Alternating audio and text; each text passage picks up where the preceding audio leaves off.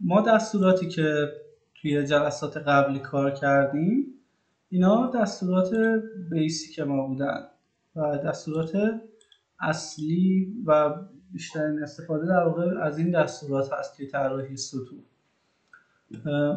ما باقی دستوراتی که میگیم اونا هم حالا استفاده میشن، اما اینا دستورات اصلی بودن که جلسات قبلی خدمتتون گفتیم. یه دستوری ما داریم به اسم دستور سویپ. دستور سویپ دستور خیلی خیلی مهمیه توی طراحی سطوح. لحظه برگردم ببینم. خب اوکی. دستور سویپ تقریبا میشه گفت همون دستور ریپ هستش که ما داخل ارزم خدمتتون مقدماتی داشتیم توی پارت. تقریبا همون کار انجام میده، اما گستردگی خیلی زیادتری داره، حالتهای خیلی بیشتری داره و پنجره خیلی شلوغی هم داره. من پنجرهشو باز کنم براتون. هر کدوم از این 4 تا سربرگ، هر کدوم از این 4 تا سربرگ ساب تایپ مختلف دارن، حالت و تنظیمات مختلف داره.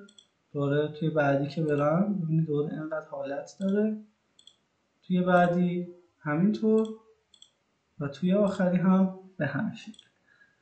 من 2-3 تا مثال از این حالا رو حالتهای مختلفش چند تا از بیشتر پر استفاده تریناشو براتون مثال میزنم و روش کلی برای دستور سویپ بهتون میدم که چون نمیرسیم بخوام همه حالت‌ها رو بگیم و همه رو براش مثال بزنیم و بهتون میگم که چجوری بفهمید که مثلا فلان حالتش باید چی کار کنید و چه استفاده داره.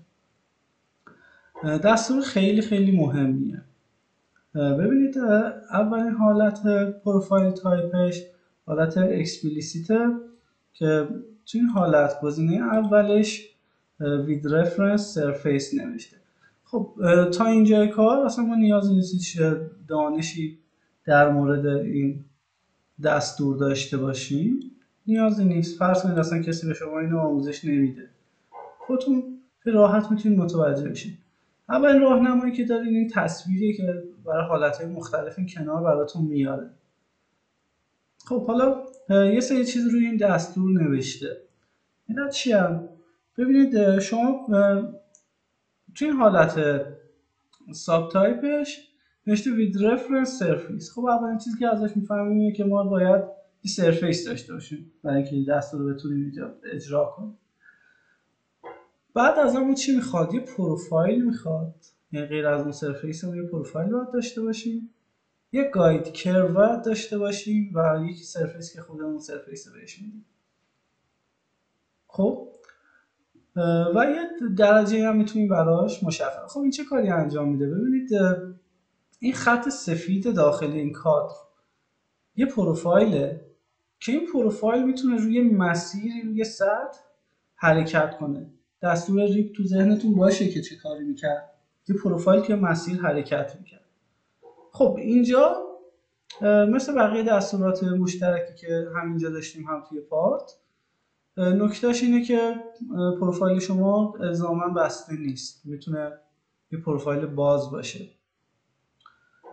و ببینید الان عدد پی که این میگم عدد پی، این حرف پی که اینجا گذاشته با یه زاویه شروع شده که این همون زاویه انگل اینجاست. یه جی نوشته که گاید کرومونه، یا همون مسیری که این پروفایل قراره داخلش حرکت کنه. اس گذاشته معنی سرفیس، پی پروفایل و ای هم که این انگلی که این انگلی که اینجا داریم. خب من کنسل میکنم. اول میام و یه در واقع سطح میخوام ایجاد کنم. سطح من میتونه هر انحنایی رو داشته باشه. این سطح من میام با استفاده از دستور اکسترود گسترشش میدم تبدیلش میکنم به سطح و خط روی این رو میتونم هایدش کنم، دیلیتش نمیتونم کنم، میتونم هایدش کنم فقط. حالا میام با یه صفحه وارد میشم، فرق نمیکنه چون نهایتا پروژکت میکنم. با یه صفحه وارد میشم و یه مسیری رو روی این ایجاد میکنم، یه مسیر روی این سطح. خب ببینید چون اینجا مسیر من روی سطح هم ننشسته، بعد اول پروژکتش کنم. دست پروژکت رو باز میکنم، حالت الاین دایرکشن پروژکت بشه این خط روی این ساپورت. توی چه جهتی؟ توی جهت زد. پریویو میگیرم و اینم که یه خط جدیدی رو روی در واقع سطح من انداخته و اوکی میکنم. اسکچی که داشتم که منحنی توش بود رو اونو میتونم هایدش کنم، دیلیتش نمیتونم کنم مثلا. خب پس من الان هم مسیر دارم و هم در واقع یه مقداری لایتینگ رو کم کنم.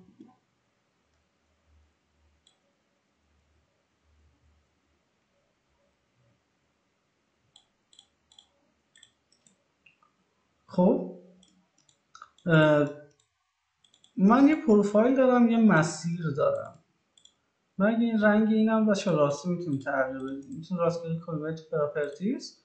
اگه نوار ابزار پراپرتیز هم داشته باشیم میتونیم اینجا رنگش رو یه رنگ دیگه تغییر. من رنگش رو تغییر میدم که بهتر ببینیم، یا میتونم بذارم مثلا رنگ سبز کم رنگ، همون رنگ قبلی بهتر بود. ببینید شما الان یه پوسته که دارید، سطح دارید، یه مسیری هم روی این سطح دارید. خب کاری که الان باید انجام بدم اینه که بیام یه دونه پلین حالت نورمال تو کرو بسازم، مسیر رو به عنوان کرو بدم، پوینت سرش رو به عنوان چی؟ به عنوان شروع مسیرم. با این صفحه وارد اسکچ میشم، یا میتونم همونجا مثلا یه لاین دلخواه بکشم از همونجا، تو اسکچ هم نگیر. یه جوری میکشم که شبیه به همون تصویر در واقع دستورش باشه. یه چنین شکلی رو میکشم،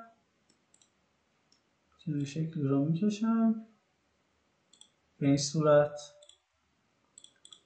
و میام سر اون مسیر رو، سر اون پروفایلم رو یه نقطه سر مسیر کوینسیدنس میکنم.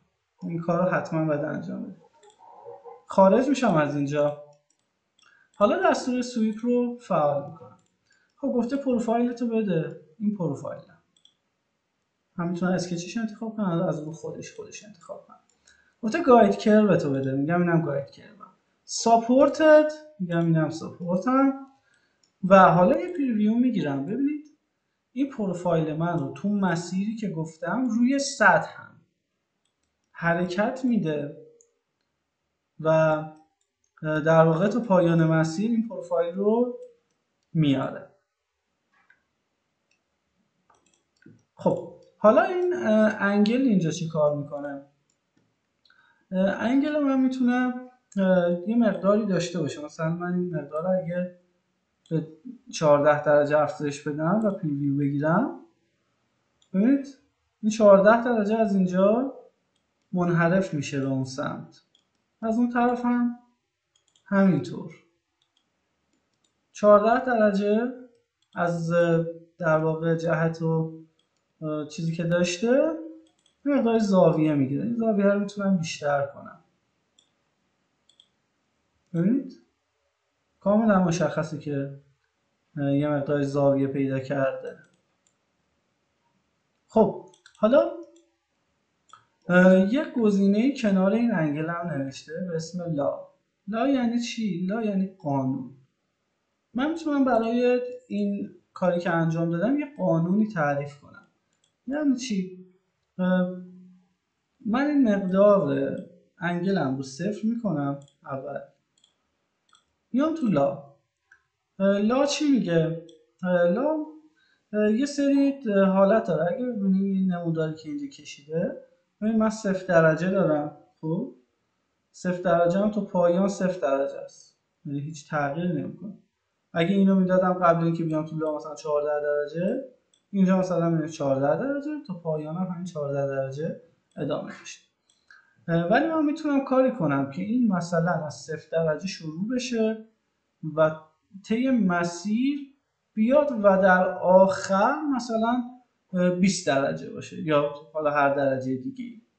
خب در آخر یه مقداری داشته باشه.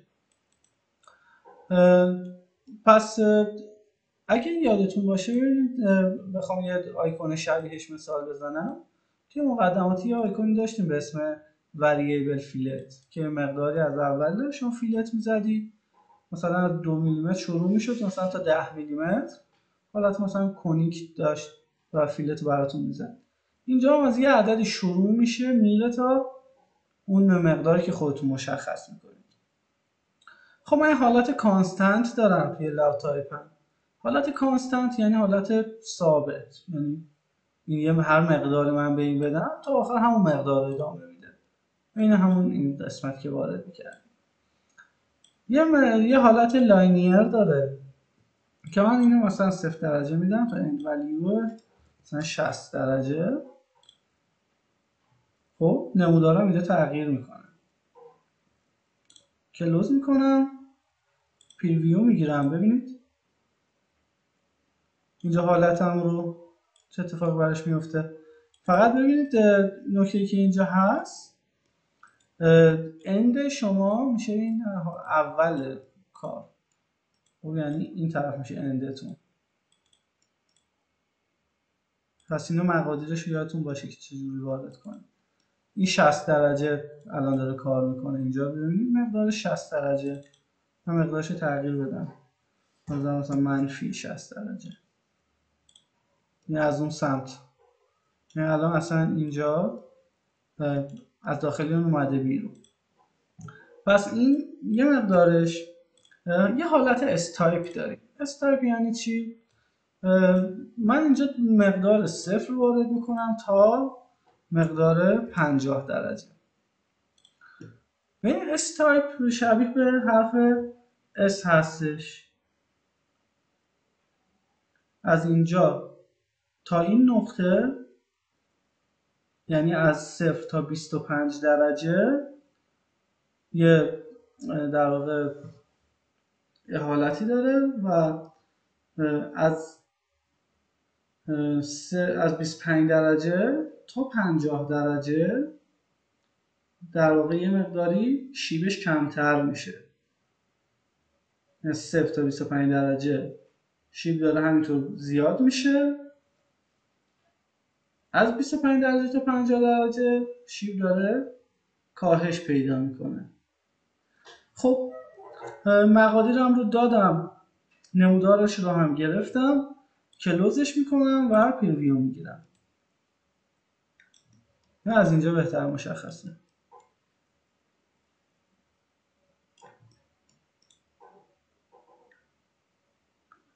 خب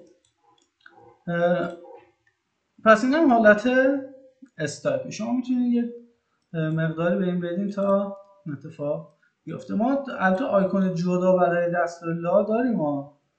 یه آیکون جدا میتونه باشه که اگه یه قانون رو از طریق آیکونش تعریف کردیم، در واقع میتونیم از این قسمت ادوانس لا المنت هر قانونی که تعریف کنیم کار میکنیم باشه یواش یواش اینجا توی نمودار درختتون میاد و میتونید بعداش اینجا تعریف کنید. پس این هم از دستور حالت اول دستور سویپ.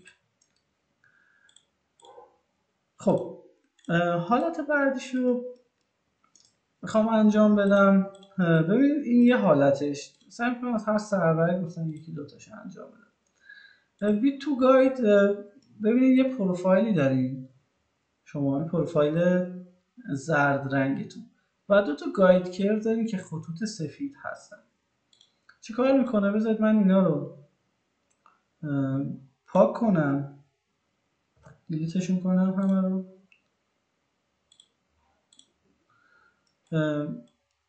میام اینجا از داخل اسکچ یه شکلی رو میکشم. حالا سعی میکنم چیز شبیه به اون بکشم که تو دستوره هست. مثلا این پروفایل شماست. از بالا میام چیکار میکنم؟ ببین مسیرهایی که میدین همیشه اینو تو ذهنتون باشه، دقت کنید. مسیرهایی که میدین نمیتونه شما مثلا هم مسیر این سمتش هم اون سمتشو بیاین داخل یه اسکچ بکشین. این کارو اصلا نکنید. توی بحث گاید کروا خیلی این اشتباه میکنن، چه توی مولتی سکشن چه نمیدونم داخل سویپ. این کارو نکنید. شما هر لاینی که انتخاب میکنی باید یه تک لاین باشه، یعنی هر مثلا اسکچ شما یه مسیر باشه. اگر از اسکچ استفاده میکنی، اگر از اسکچ استفاده نمیکنی همون طرف میکشی که دیگه چه بهتر. میام یه مسیر اینجا میکشم این شکلی. نقطه سر اینو با این کوینسیدنس میکنم که اینا به هم دیگه متصل بشن و برای این سمت هم همینطور. مسیر هم میتونه حالت دلخواه داشته باشه، میتونه اینجوری باشه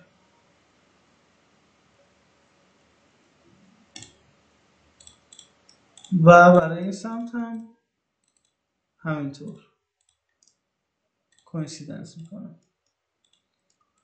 خب این هم که باید بهتره در واقع چیز باشن، اینا با هم دیگه توی یه مسیر باشن. این رو روی این کوینسیدنس میکنم. خب حالا از اینجا خارج میشم. ببین من یه پروفایل دارم، بدون پروفایل دارم که قرار این پروفایل من تو این مسیر از دو طرف معلوم کردم حرکت کنه. دست سویپ رو روشن میکنم، رو همون حالت اکسپلیسیت میذارم روی گزینه V2 Guide Curves. یعنی یه پروفایل شما توی مسیری حرکت میکنه که دو تا گاید کرو شما براش مشخص میکنه. این حالت میذارم.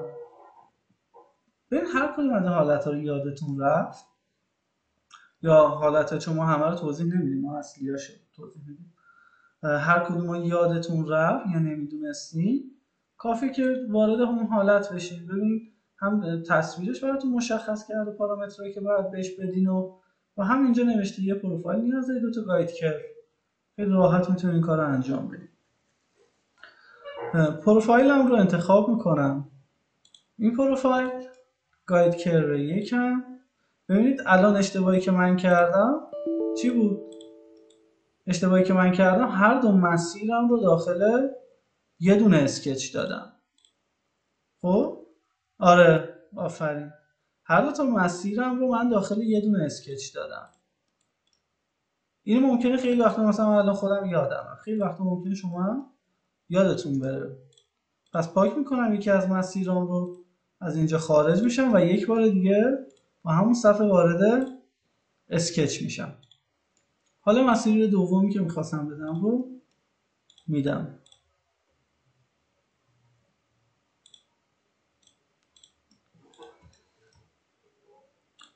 از اینجا کوینسیدنس میکنم این رو روی این کوینسیدنس و اینجا تا اینجا فاصله هوریزونتالشونم 0 بشه. خب حالا میام این کار رو انجام میدم یک بار دیگه تو حالت with to guide curve. میام این پروفایلم، این گاید کرو 1 و این گاید کرو 2. خب حالا ببینیم چه اتفاقی میفته، خطا میده یا نه. خب اوکی میکنم. ببینید این نسبت درست دقیقا روی در واقع گاید کرو من حرکت نکرده. خب دقیقا روی گاید کرو من حرکت نکرده، چون اگه بخواد طبق اون باشه همش پروفیل سطح من یه مقداری از اون حالت اصلی خودش خارج میشه. ولی روی گاید کرو یکم حرکت کرده نسبت به گاید کرو شماره 2. خب من میتونم پروفایلم رو عوض کنم، مثلا گاید کرو مثلا باشه پروفایلم به فرض یه 4 گوش بشه، مثلا اینجوری و حالا بیام این دو تا تیکه رو تیره میکنم.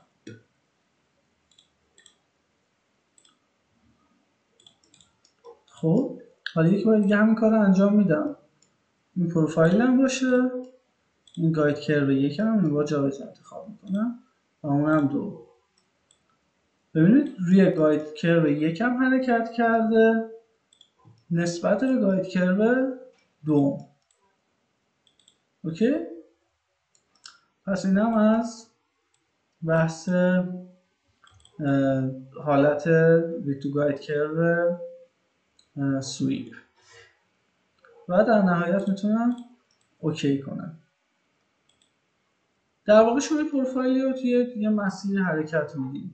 دستور سویپ این کار رو انجام میده، شبیه به دستور ریل و حالتهای مختلفی داره. مثلا حالت بعدی حالت بیت پولینگ دایرکشن، اینم گفته که پارامترهای شما چیا هستن. میتونید خیلی راحت یه پروفایل میخواید، گاید کرو میخواد و یک دایرکشن میخواد. اینا رو که براش تعریف کنید میتونید سویپتون رو انجام بدید. حالت بعدی حالت لاین هستش. حالت لاین چیزای مختلفی داره که حالت اولش تو لیمیت یعنی چه؟ توی تصویری که اینجا گذاشته با L1 و L2 مشخص کرده، یعنی لیمیت 1 و لیمیت 2. خب شما اینجا در واقع این لیمیت هایی که گفته محدوده شما در واقع این نقاط هستن، این 2 نقطه زرد محدوده شما رو مشخص می‌کنه و 2 تا گاید کرو که شما میتونید در واقع اینجا نسبت به گاید کرواتون میتونه اینا توی فضا اصلا تخت نباشه. مهم شما مثلا 2 تا رو توی یه اسکچ کشیدین، فکر نکنید که این مسیر یا مثلا راهنمایی شما حتما باید مثلا داخل یک صفحه باشه. نه، اینا کاملا میتونن توی فضا آزاد باشن، هیچ مشکلی در این مورد وجود نداره. اینم شما میتونید حالت مختلفش رو بدین. اینم 2 تا گاید کرو داره، حالت لیمیت هم میدل و یک مسیر میانی، نقطه میانی. حالت بعدی حالا یه مقدار سخت‌تر از اوناست و حالتهای بعدی. توی سرورگ بعدی که سرورگ سیرکل هست، این چیه؟ برای اینکه اینو اجرا کنم ببینید ما 3 تا گاید کرو داریم. خب اگه اینجا ببینید این خطوط سفید گاید کروهای ما هستن. 3 تا گاید کرو داریم، 3 تا خط راهنما داریم که اگه نقاط سر اون خط‌ها رو در نظر بگیریم، همونطور که قبلا گفتیم از هر 3 نقطه در واقع موجود توی فضا میتونیم استفاده کنیم که حالت مختلف سیرکل داشتیم و این توی این مسیر برای شما یک چی درست میکنه؟ یک در واقع حالت استوانی. برای اینکه این دستور رو انجام بدم پاک میکنم اینو یا فقط اینو پاک میکنم و پروفایلم میتونم هایدش کنم، کاری باش ندارم.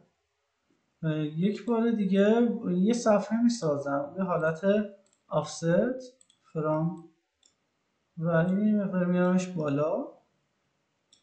ممکنه مجبور بشم مثلا یکم انحنای این مسیرامو کمتر کنم. از اینجا یه مسیری رو میکشم با انحنای خیلی کم. این دستورا خیلی انحنای آنچنانی سعی میکنیم ندیم. اینم با این هوریزونتال فاصله 0. حالا میام از این قسمت بیرون، سویپ رو فعال میکنم رو همون حالت تیرگاید، شروع میکنم مسیرها رو بهش معرفی کنم. نیاز به پروفایلی ندارم اینجا و این و پریویو بگیرم. از اینجا شروع میکنه دقیقاً مماس به خطوط مسیرم و خطوط راهنما به صورت دایره‌ای حرکت میکنه. این حالت خیلی حالت خوبیه. این حالا که کاری که استفاده بشه خیلی کمک کننده هست. یه از بالا نگاه کنم مشخصه که توی مسیرها حرکت شده.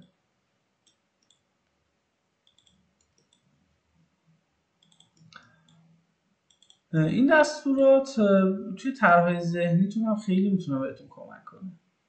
مثلا دستورات اصلی طراحی بدنه خب همینا هستن. همه که داریم میگیم بدنه مثلا ماشین یا هواپیما با همینا طراحی میشه. بعد شما باید دانش استفاده از اینا رو پیدا کنید و مهارتتون بالا بره که بتونید جای مختلفش بدونید چه تغییراتی باید ایجاد کرد. پس این دو سه تا حالتی که گفتیم رو یه مقداری کار کنید تا بریم سراغ مباحث بعدی.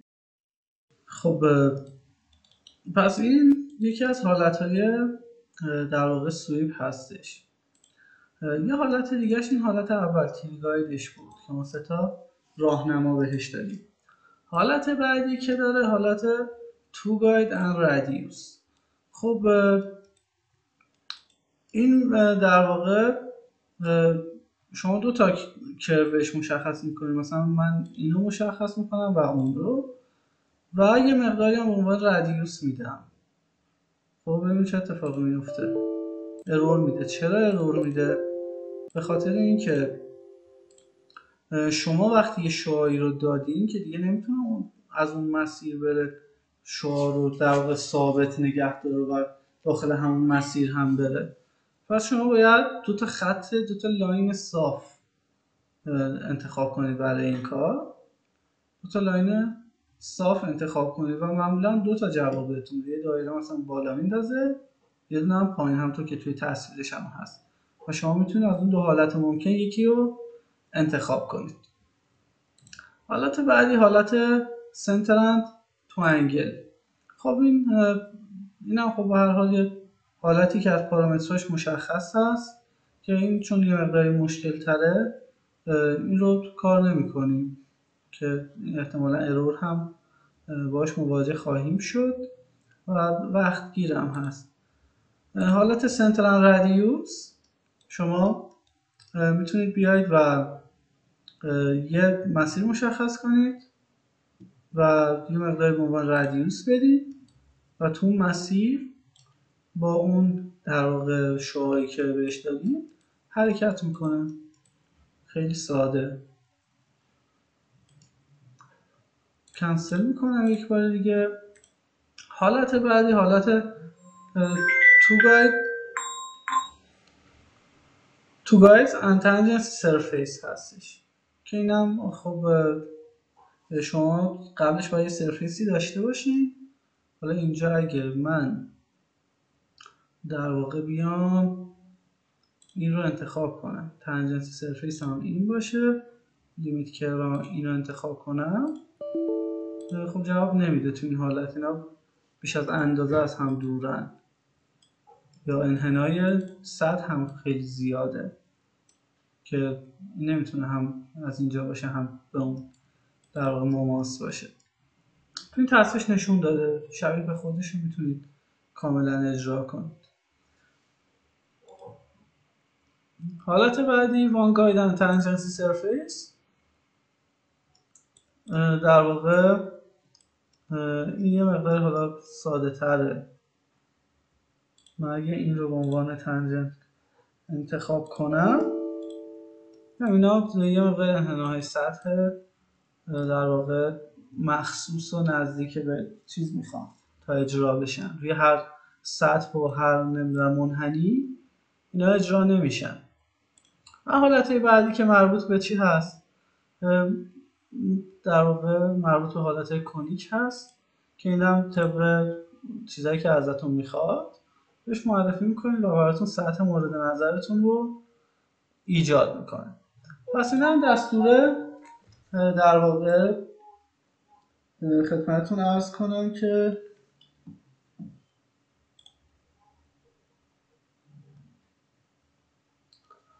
خب اوکی دوباره توضیح.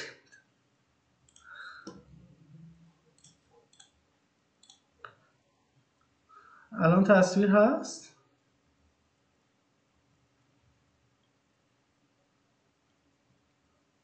خب یه بار دیگه توضیح میدم این چیزایی که الان گفتم رو یک بار دیگه براتون میگم. ببینید توی حالتایی که ما اینجا داریم، حالت اولش رو گفتیم که این دستور رو اجرا کردیم. حالت دومش حالتی که شما دوتا گاید کرو، دوتا مسیر مستقیم میدین، تو این با ارور مواجه میشین چون شما باید یه شعاع مشخص داشته باشین. یه شعاع مشخص باید داشته باشین و انحنای مسیر نباید داشته باشین که این بتونه با اون شعاع توی مسیر حرکت کنه. حالت بعدی حالت سنترال توانگله که این حالا خیلی پر کاربرد نیست. حالت بعدی یه موقع کاربردی تره. شما یه کرو به عنوان مسیر مشخص میکنین براش، مثلا این رو، و اینجا یه شعاعی رو مشخص میکنین، مثلا شعاع 25 یا 20 یا هر چیز دیگه، و پریویو میگیرید. این با اون شعاع از اول تا آخر مسیر رو طی میکنه. اینجا میتونم براش قانون تعریف کنم، بگم چی باشه، از 25 باشه تا مثلا شعاع به فرض 8 میلیمتر پریویو بگیرم. ببینید حالت شیپوری میشه. هرچی به آخر مسیر نزدیک میشه مقدار رو کم میکنه. دو تا محدوده‌ای که من دو تا اندازه‌ای که دادم، یکیش این سر مسیر یکیش اون سر مسیر، و این رو به مرور کم میکنه تا پایان مسیر. میتونم در واقع اند ولیومو بزرگتر بدم مثلا 50 پریویو بگیرم. ببین بزرگ میشه، هرچی اون سمت میره مقدارش بیشتر میشه. و حالتهای مختلف، حالت استایپ اگه باشه با همه مقادیر، ببینید حالت قبلی لاینیر بود، یعنی از اول تا آخر با یه شیب این افزایش انجام میشد. الان شیب افزایش متفاوت هستش، این تا اینجای مسیر تقریبا تا وسط در واقع شیب افزایش متفاوته تا نیمه دوم مسیر، و حالت کونیک کامل نداره. خب پس این هم از در واقع دستور حالت سنترال رادیوس. حالت بعدیش هم هست که حالا میتونید طبق چیزی که ازتون خواسته خودتون اجرا کنید. حالت آخرش هم که فقط گاید کرو داره و این مثلا 5 گاید کروز، 5 گاید کرو میخواد ازتون، و حالت مختلفش 4 تایی، 3 تایی و 2 تایی و 5 تایی که این حالا یه مقدار کاربردشون کمتر. پس این هم دستورات مربوطه به در واقع سویپ. آیکون خیلی مهمیه، اینو کار کنید.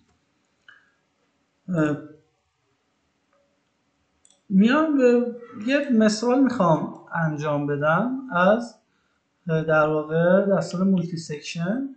من این صفحه ZX رو انتخاب میکنم، باش وارد اسکچ میشم. یه شکلی میخوام بکشم. شکل من به فرض میخوام یه دایره، بیسش یه دایره باشه با یه مقداری، مثلا مقدار 60. یه سری منحنی میخوام دور این داشته باشم، مثلا اینجوری، و در نهایت این و این رو نسبت به این سیمتری میکنم. اتفاقش هم برام مهم نیست فعلا. یه تعدادی از این میخوام داشته باشم دور اینجا،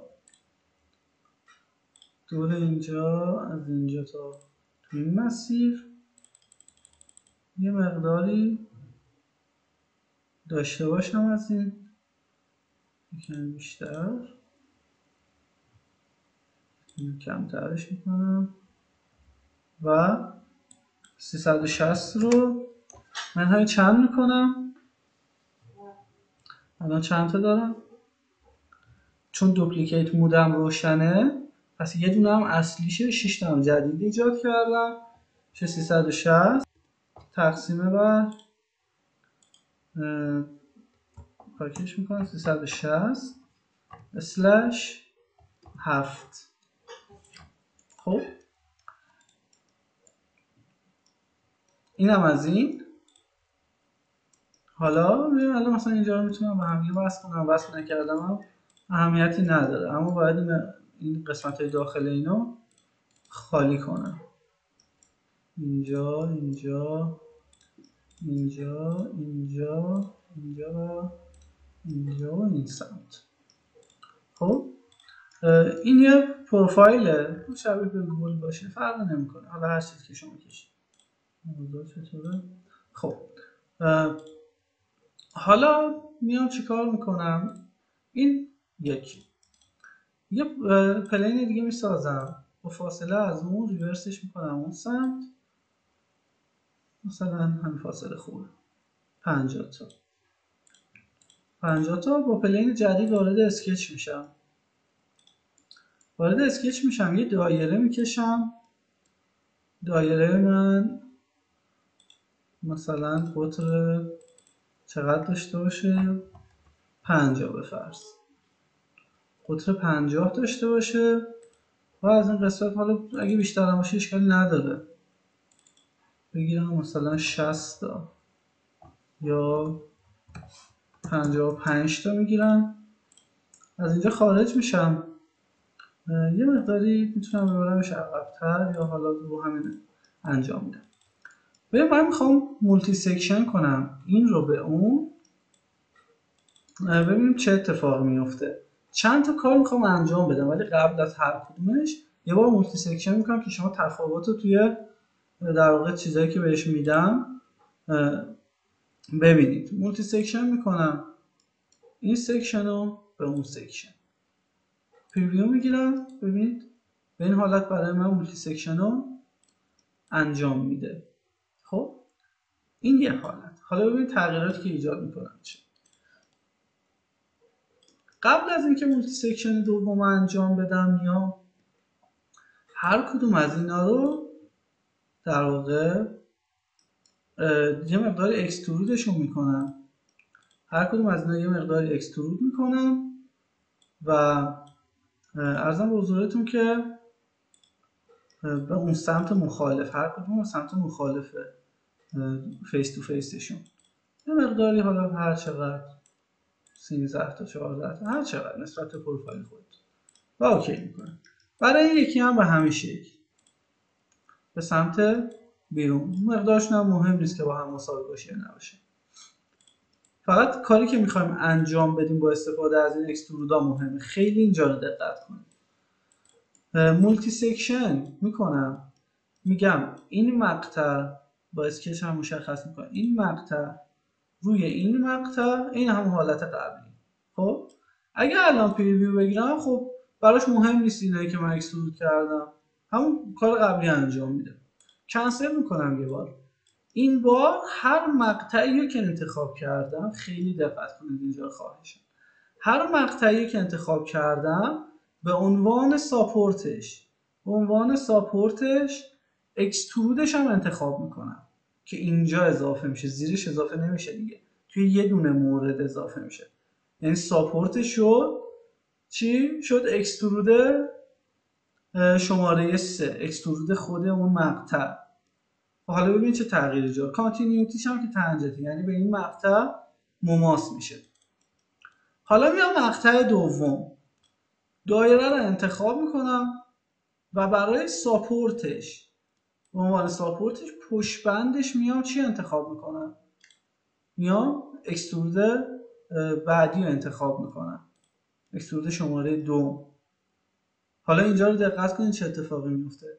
پریویو که بگیرم، این مولتی سکشن انجام میشه، با این تفاوت که جایی که مولتی سکشن شروع میشه، چون من ساپورت دادم و روی حالت کانتینیوتیش روی تنجنته، توی محل برخورد این دوتا حالت مماس ایجاد میکنه براتون. به این حالت قبلی توی سریع‌ترین مسیر دوتا مقطع رو به هم دیگه متصل میکرد. اما الان چی کار میکنه؟ الان میاد در واقع به هر ساپورتی که براش تعریف کردم، اون اکسترودا، حالت مماس پیدا میکنه و میاد متصل میشه. خب این تا اینجا. ببین ما یه انحرافی تو مسیر داریم میبینیم. این انحراف نباید باشه. چرا این اتفاق میفته؟ میتونید بگید چرا این اتفاق میفته؟ دلیل این حالت چیه که این انحراف توی مسیر افتاده؟ ببینید دلیلش کلوزینگ پوینت های ما. اگه یادتون باشه ما توی مقدماتی هم توی دستور مولتی سکشن روی کلوزینگ پوینت ها خیلی صحبت کردیم و گفتیم کلوزینگ پوینت ها حتما باید توی مسیری که ما میخوایم باشن. خب حالا ما مسیر مشخصی نداریم که بخوایم اینا رو روش بندازیم و تعریف چنین مسیری با این انحنا ممکنه برامون کار سختی باشه. حالا چیکار کنیم که چنین در واقع انحنایی روی این ایجاد نشه و ما بتونیم کلوزینگ پوینت هامون رو توی جهت راست دلخواه هم کنترل کنیم؟ من دستور رو کنسل میکنم، میام سراغ مقاطع. ما این دستوری داشتیم توی حالتهای پوینت به اسم اکسترموم گفتیم بالاترین حد اون در واقع منحنی شما یا خط و هرچی داشتیم توی جهت مشخص بهتون بالاترین حدش رو میده. دستور اکسترموم روشن میکنم، میگه المنت ده بده. من المنتمو این اسکچ شماره 8 هم میدم، میگم توی دایرکشن Z بالاترین حدش کجاست؟ یه پوینت اینجا به من داد الان، میگه این بالاترین حدشه تو این راستا، تو راستای Z. اوکی میکنم، یه اکسترموم. یک بار دیگه همین اکسترموم گیری رو از اسکچ شماره 9 هم انجام میدم توی همون راستای Z. این هم تو راستای Z. اگه دقیقا از پشت به اینا نگاه کنم، میبینم که اینا توی یه راستا قرار گرفتن. خب خیلی خوبه، خیلی میتونه کمک کننده باشه. کجا؟ اینجا کمک میکنه که من میتونم بیام کلوزینگ پوینت هامو ریپلیس کنم روی اکسترموما توی هر مقطع. این خیلی خوبه. مولتی سکشن میکنم، این مقطع با ساپورتش، این مقطع با ساپورتش. حالا ببین کلوزینگ پوینت همون کجاست؟ من کلوزینگ پوینت این مقطع رو ریپلیس میکنم روی اکسترموم خودش و کلوزینگ پوینت اون مقطع رو هم ریپلیس میکنم روی اکسترموم شماره 2. الان دیگه مطمئنم که اینا دقیقا توی یه راستا قرار دارن و جهت مولتی سکشنم، جهت گسترش این سطح به اون سطح چه هست؟ در واقع توی یه راستا هست. خب این کانتینیوتی ما تنجنته. پریویو میگیرم، الان دیگه اون در واقع انحراف انحنا رو من اینجا ندارم و این مستقیم حرکت کرده به سمت اون که حالت قبلی این منحرف شده بود و سطح رو یه حالت دفورمیگی توی این قسمت ایجاد کرده بود. الان دیگه اون حالت وجود نداره چون من کلوزینگ پوینت هامو دقیقا توی مسیر روبروی هم گذاشتم. خب الان اینجا میتونم حالت چی رو ببینم؟ حالت کانتینیوتی که رو حالت تنجنت. خب حالت کروچر هم دارم که اگه بذارم روی کروچر تغییر چندانی و حالت تنجنت ندارم، یعنی تغییر داره ولی تغییر خیلی خیلی اندک، به این راحتی ها نمیشه تغییرش رو حس کرد، تغییرش خیلی اندکه. چرا تو این حالت تغییر اندکه؟ برای اینکه این کروچر همون تنجنسی به اضافه اینکه از انحنای سطح ساپورتش به سطح اولیه‌اش یا لاین اولیه‌اش پیروی میکنه. ما انحنایی نداشتیم توی این سطوح ساپورت که این بخواد از اون انحنا پیروی کنه، پس تفاوتی با تنجنت نمیکنه تو این حالت. پریویو میگیرم همونه دقیقا و اوکی میکنم. بسته به نیازتون میتونید اکستروداتون رو هاید کنید اگه نیازه، پاکش نمیتونید بکنید، هایدش میتونید بکنید. خب و الان این سطح رو داریم، من میتونم این رو مثلا فیل کنم، بالا پایینش رو فیل کنم، هم بالا و هم پایین رو فیل کنم. این الان یه حجم توپو بس تو هم با هم دیگه جوین کنم، فیل بالا و فیل پایین و مولتی سکشنم اینا جوین بشن به هم. حتما توی جوین چک کانکسیتی فعال باشه و بعد بیام داخل پارت دیزاین و چیکار کنم؟ طبق همون کاری که قبلا میکردیم، اول اصلا پارت بادیمو بذارمش تو حالت دیفاین، چون الان دیگه واقعا حجم میخوام به وجود بیارم، نمیتونه تو جیومتریکال ست به وجود بیاره و حتما باید توی پارت بادی باشه. و بیام چیکار کنم؟ کلوز سرفیس کنم، یا اگه میخوام مدلم تو خالی باشه با یه ضخامت سطح تیک سرفیس بهش بدم، و اگه بخوام تو پر باشه کلوز سرفیسش میکنم، جوینم رو و اوکی میکنم و در نهایت میبینم کلوز سرفیس اینجا وجود اومد. حالا اگه جوینم رو هاید کنم میبینید که در واقع من یه حجم تو پر دارم، میتونم از این بالا مثلا شلش هم بکنم بفرست با ضخامت سطح 1 میلی به این صورت. این هم از در واقع مولتی سکشن که به این صورت ما تونستیم مدل بسازیم و بعد اینو تبدیلش کنیم به یک مدل سالید. بعد دیگه تمام چیزایی که میخواید روش اجرا کنید میتونید راحت اجرا کنید، نمیدونم فیلت و چنفر و هر کاری که خواستید بکنید اینجا دیگه توی پارت این مدل میتونید انجام بدید، یا قبل از اینکه تبدیلش کنید به سالید میتونید همونجا روی جوینه انجام بدید تغییراتی که میخواید. پس تا اینجا ما تونستیم این دستورات رو کامل یاد بگیریم. دستورات خیلی اهمیت داشتن. ببینید بذارید من این اسکچ رو یا حالا کاری با اون نداریم، مثلا خیلی وقتا شما نیاز داریم این خط اینجا رو به عنوان یه حالت در واقع قابل استفاده توی مثلا یه سری دستورات عین مثلا اکسترود داشته باشید.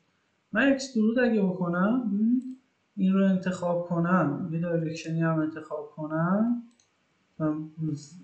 و فقط زد رو انتخاب کنم، ریورسش کنم این میاد بالا برای من. در واقع تمام این خطوط و لبه ها قابلیت اینو دارن که شما میتونید روش عملیاتی رو در واقع انجام بدید. خب حالا بیام سراغ اسپلیت. اسپلیت رو قبلا ازش استفاده کردیم، به حد خیلی خوبی ازش استفاده کردیم. این رو هم هایدش کنم و ببینید اینجا با این سطح وارد اسکچ میشم و در واقع اون سمت اون طرف میام چی میکشم. حالا کاش میشد که یه جور دیگه انجام دادین و بذارید تا از اینجا خارج بشم همون سطح پایین رو، سطح کف رو این بالایی هیچی، پایینی رو شو میکنم، اکسترود میکنم 9 رو توی دایرکشن وای و میارمش تا مثلا لیمیت اون طرفش که 0 باشه، از این طرف مثلا آپ تو المنت هم چیه، مثلا این فیل کدوم بود؟ فیل شماره 1 بود، فیل شماره 2 تا اینجا. خب فرض کنید که من میخوام چیکار کنم. این الان اگه این پوستر رو نباشه، مثلا این قسمت رو جوینم کاری باش ندارم، اگه بیام و این قسمت رو هاید کنم، ببین کل جوینم هاید میشه. من این تیکر اون وسط دارمش. خب حالا اگه بیام و مثلا من این جوینم رو دیلیتش کنم، جوینم دیلیت بشه و اون چیزا داشته باشم. مثلا اگه اینجا این فیل دو رو هاید کنم، ببینید این از اون پایین اومده تا اینجا. شو میکنم اینو. فرض کنید که من میخوام اسپلیت کنم، این کاری که قبلا انجام میدادیم، اسپلیت کنم فیل دوم رو. گفتیم یه المنت تو کات، یعنی چیزی که میخواد برش بخوره، سطحی که میخواد برش بخوره، یه کاتینگ المنت داریم، یه برش دهنده داریم که میشه مثلا این. خب انتخابش میکنم، پریویو میگیرم و اوکی میکنم و این سطح برای من کات میخوره. اسپلیت هم دوباره باز میکنم، اگه آدر ساید رو بزنم اونو نگه میداره، اون مابقی رو برای من در واقع از بین میبره و کات میکنه. اگه خواستم جفتشو داشته باشم ولی دوتا تیکه جدا از هم داشته باشم، میتونم کیپ بوث ساید رو بزنم که جفتشو برام نگه داره. خب ولی دوتا تیکه جداست. چجوری؟ من کیپ بوث ساید رو میزنم و اوکی میکنم و حالا میگم که با دستور ترنسلیت، اینا گفتیم قبلا توی پارت، توی دایرکشن دیستنس این انتخاب میکنه اسپلیت یکم و دایرکشن وای و میبرمش بالا و یک گزینه هاید اسلش رو داره که اینجا اگه اینو بزنم اون حالت قبلیشو حفظ نمیکنه. پریویو اگه بگیرم اوکی کنم، فقط سطح منتقلش کردم بالا، یعنی دوتا تیکه رو دارم ولی جدای از هم. هر موقع نخواستم میتونم اینو حذفش کنم. اوکی، یعنی برگردونم سر جاش و یا بیام چی کار کنم، یا اصلا پاکش کنم یا حالت قبلی شو کنم از نمودار درختی. پس این کار رو هم میتونید انجام بدید. خب ببینید، من اگه یه موقعی با خواستم مثلا یه حالت اسکچ دوره این داشته باشم یا دوره این، من این رو هم هاید کنم، یه حالت اسکچ داشته باشم، باید چی کار کنم؟ این دستور هست به اسم دستور باندری. باندری یعنی چی؟ یعنی مرز یا اون مرزهای آزاد. باندری انتخاب میکنم، میگه سرفیس ایج رو بده، من این لبه رو انتخاب میکنم، دور تا دور رو اگه پریویو بگیرم اوکی کنم، این شبیه به یه اسکچ بهم میده. مرزهای آزاد رو به عنوان در واقع یک باندری بهم میده. خب من از این میتونم استفاده کنم جای مختلف، مثلا شبیه به یه اسکچ هایدش میکنم. یا این که میتونم اگه یه جایی مرز آزاد ندارم، مثلا اینجا اگه بخوام یه خطی به عنوان مثلا خط اسکچی داشته باشم، ببینیم بهمون میده یا نه. نمیده، چون مرز آزاد نیست، لبه آزاد نداره. پس باید چیکار کنیم اگه خواستیم یه همچین خطی رو داشته باشیم به عنوان یه خط لاینی و اسکچی؟ چیکار میتونیم بکنیم؟ یه دستوری هست به اسم دستور اکسترکت یا استخراج یه چیزی. اکسترکت دستور خیلی خوبیه میگه المنتی که میخوای اکسترکت بشه رو انتخاب کن. من این رو انتخاب میکنم و در نهایت میتونم پریویو بگیرم و اوکی کنم. ببینید الان به عنوان مثل این لاین اسکچی اینو به هم داد. اکسترکت میتونه چیزای دیگه رو هم اکسترکت کنم، این نیست که فقط مثلا مربوط به اینا باشه. اگه سطح رو انتخاب کنم ببین یه سطح اکسترکت میکنه، یه پوسته جدا از سطح بهم میده. اینو میتونم از اینجا ترنسلیتش کنم مثلا توی جهت دایرکشن Z. ببینید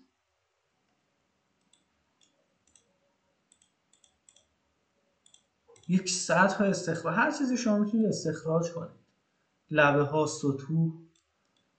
یه خوبی دیگه که داره این دستور اینه که شما اگه مدل سالید شده داشته باشین، یه مدل سالید شده داشته باشین، یعنی چی؟ بذارید من این رو پاکش کنم، دیلیتش کنم و در واقع این سطح کف رو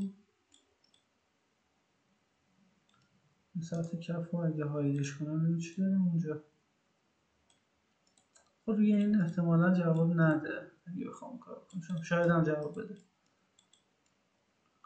میام جوین میکنم، دارین تصویر رو میام جوین میکنم این رو به این و همین دیگه اوکی میکنم. یه جوین دارم، کانکتم به هم دیگه. میام داخل پارت دیزاین اینو دیفاینش میکنم و کلاس سرفیسش میکنم و اوکی میکنم. حالا اگه این جوینم رو هاید کنم، اون اکسترکتم رو هاید کنم، من فرض کنم من همچین مدلی دارم، به فرض مثلا یه چنین مدلی دارم، خب چه مدل سالیدی دارم، من میخوام اینو تبدیلش کنم به سطح. مثلا برعکس کاری که الان انجام میدم، سطح رو تبدیل کردیم به سالید. خب تبدیلش کنم اینو به سطح، چیکار میکنم؟ برش میدارم میارمش توی اون محیط. البته اینجا فکر کنم داشته باشیم، تا ببینم اینجا داریم دستورش اینجا نداریم، میتونیم دستورش بیاریم توی محیط هم داشته باشیم. میرم داخل محیط جنراتیو شیپ دیزاین و اکسترکت میکنم هر جایی که خواستم.